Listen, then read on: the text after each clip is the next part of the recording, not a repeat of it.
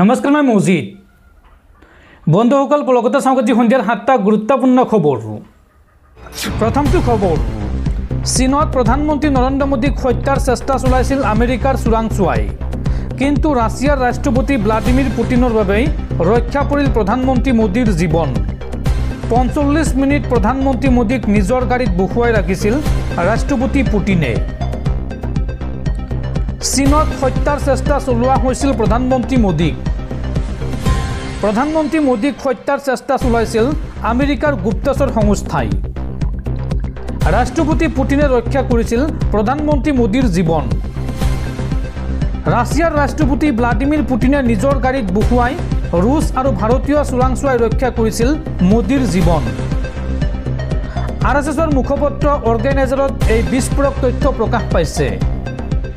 চীনৰ তিয়ানজিত অনুষ্ঠিত চাংহাই সহযোগিতা সংস্থাৰ বৈঠকৰ সময়তে চলিছিল এই ষড়যন্ত্ৰ। মাৰ্কিন গুপ্তচৰ সংস্থা CIA প্ৰধানমন্ত্ৰী মোদীক হত্যাৰ ষড়যন্ত্ৰ চলোৱাৰ অভিযোগ উত্থাপন হৈছে। ভাৰতীয় চোৰাংচোৱা আৰু ৰাছিয়াৰ চোৰাংচোৱাৰ বাবে ৰক্ষা পৰিল প্ৰধানমন্ত্ৰী মোদীৰ জীৱন। চাংহাই সহযোগিতা সংস্থাৰ বৈঠকৰ সময়ত প্ৰায় ৪৫ মিনিট সময় পুটিনে নিজৰ গাড়ীত বহুৱাই ৰাখিছিল প্ৰধানমন্ত্ৰী মোদীক, আৰু এই সময়তে পুটিনে প্ৰধানমন্ত্ৰী মোদীক কৈছিল CIAৰ ষড়যন্ত্ৰ আৰু হত্যাকাৰী প্ৰেৰণৰ কথা। পৰৱৰ্তী খবৰ, জুবিন গাৰ্গৰ শেষৰটো চিনেমা ৰৈ ৰৈ বিনালেৰ কাইলৈ শুভ মুক্তি। আপুনিও টিকট ক্ৰয় কৰিলেনে? আৰু এতিয়া ছবিখন চাবলৈ সাহসে গোটাব পৰা নাই জুবিন গাৰ্গৰ পত্নী গৰিমা শইকীয়া গাৰ্গে।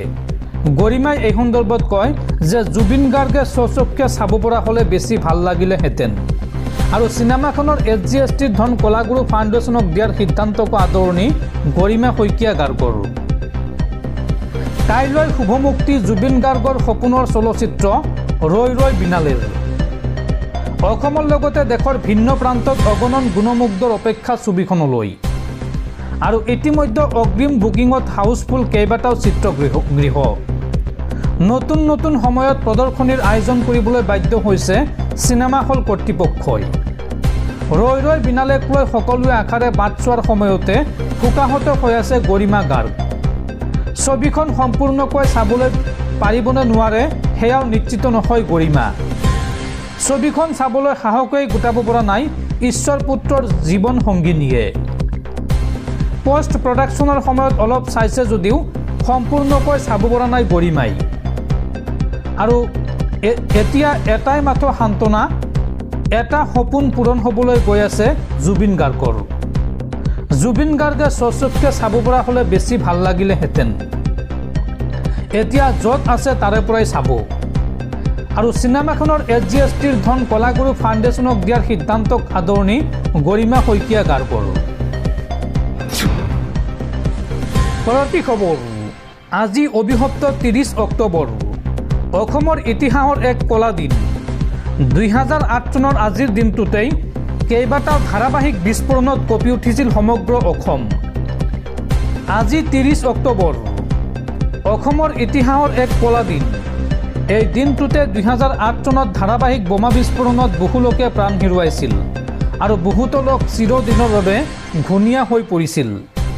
সেই অভিশপ্ত দিনটোক স্মৰণ কৰি আজি সমগ্ৰ অসমত শ্ৰদ্ধাঞ্জলি অনুষ্ঠানৰ আয়োজন কৰা হৈছে। 2008 চনৰ 30 অক্টোবৰৰ সেই কলা দিনটোত বড়ো উগ্ৰপন্থী সংগঠন NDFB-য়ে গুৱাহাটীকে ধৰি অসমৰ বিভিন্ন স্থানত এই বৰ্বৰ কাণ্ড সংঘটিত কৰিছিল। গুৱাহাটীত 5টা, বৰপেটা ৰোডত 2টা, বঙাইগাঁৱত 1টা আৰু কোকৰাঝাৰত 2টাকৈ বোমা বিস্ফোৰণ হৈছিল। মুঠ 9টা স্থানত সংঘটিত হোৱা এই বিস্ফোৰণত 81 জন নিৰীহ লোকৰ মৃত্যু হৈছিল, আৰু প্ৰায় 470 জন লোক আহত হৈছিল, আৰু এই ধ্বংসলীলাই সমগ্ৰ অসমক কঁপাই তুলিছিল।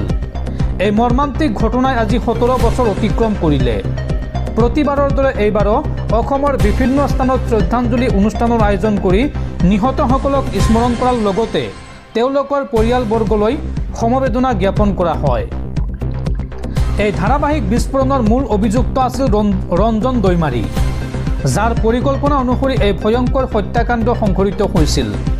কেন্দ্ৰীয় তদন্তকাৰী সংস্থা চমুকৈ CBI-এ এই কাণ্ডত মুঠ 15 জন লোকক গ্ৰেপ্তাৰ কৰিছিল আৰু 2010 চনত মুখ্য অভিযুক্ত ৰঞ্জন দৈমাৰী গ্ৰেপ্তাৰ হৈছিল 2018 চনৰ 29 জানুৱাৰীত গুৱাহাটীৰ বিশেষ আদালতে ৰঞ্জন দৈমাৰীৰ লগতে আন কেইবাজনকো দোষী সাব্যস্ত কৰি যাৱজ্জীৱন কাৰাদণ্ড বিহিছিল অৱশ্য পাছলৈ উচ্চ ন্যায়ালয়ে কেইবাজনো অভিযুক্তক দোষমুক্ত ঘোষণা কৰে যদিও মূল অভিযুক্তসকলক শাস্তি বিহা হৈছিল তথাপিও এই হত্যাকাণ্ডৰ ভয়াৱহতাৰ তুলনাত শাস্তি পৰ্যাপ্ত নহয় বুলি আজিও অসমবাসী অসন্তুষ্টি প্ৰকাশ কৰে 30 অক্টোবৰৰ এই বেদনাদায়ক স্মৃতিয়ে আজিও অসমীয়াৰ মনত সন্ত্ৰাস আৰু শোকৰ গভীৰ দাগ এৰি থৈ গৈছে দৰ্শকসকলৰ বহুতো গুৰুত্বপূৰ্ণ খবৰ আছে তাৰ আগতে আপোনাক জনাও যে যদি আপুনি এতিয়ালৈকে এইটো ভিডিঅ'ত লাইক কৰা নাই তেন্তে এতিয়াই ভিডিঅ'টোত লাইক কৰি দিয়ক আৰু এনেকুৱা ধৰণৰ ভিডিঅ'সমূহ নিতৌ চাবলৈ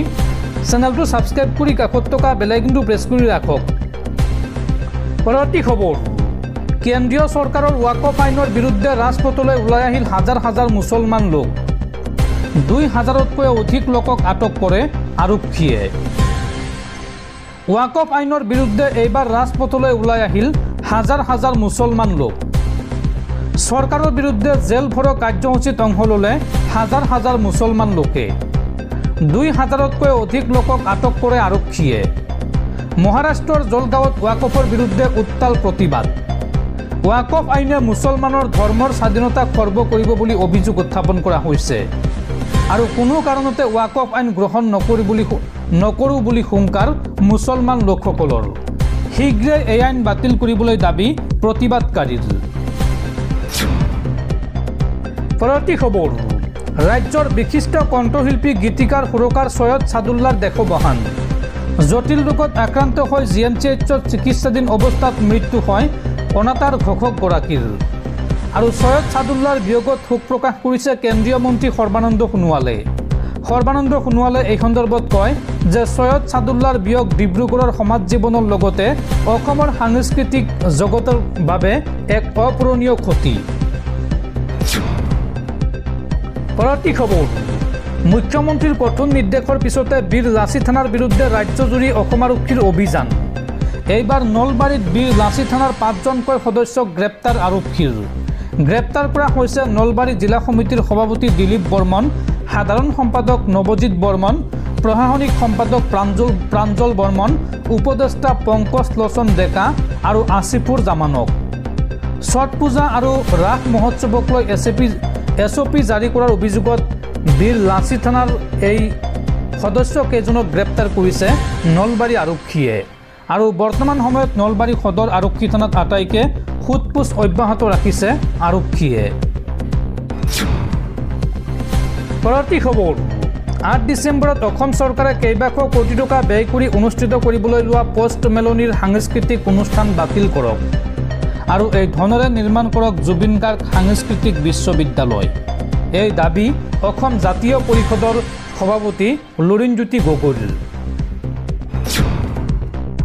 পৰৱৰ্তী খবৰ ৰাজ্যত পুনৰ শোকাবহ ঘটনা নিৰ্মীয়মান শৌচাগাৰৰ টেংকিত পৰি 2জন লোকৰ মৃত্যু এইবাৰ বৰমপুৰত শৌচাগাৰৰ টেংকিৰ তক্তা খুলিবলৈ গৈ এজনৰ মৃত্যু আৰু মিস্ত্ৰীক উদ্ধাৰ কৰিবলৈ গৈ ঘৰৰ গৃহস্থ মন্টু বৰদলৈৰ মৃত্যু মন্টু বৰদলৈ অসম আৰক্ষীৰ সহপৰিদৰ্শকৰ চাকৰিত কৰ্মৰত আছিল আৰু এই ঘটনাৰ পিছতে সমগ্ৰ অঞ্চলত তীব্ৰ চাঞ্চল্যই বিৰাজ কৰিছে এক শোকাবহ ঘটনাই জোকাৰি গৈছে বৰমপুৰৰ সমগ্ৰ অঞ্চল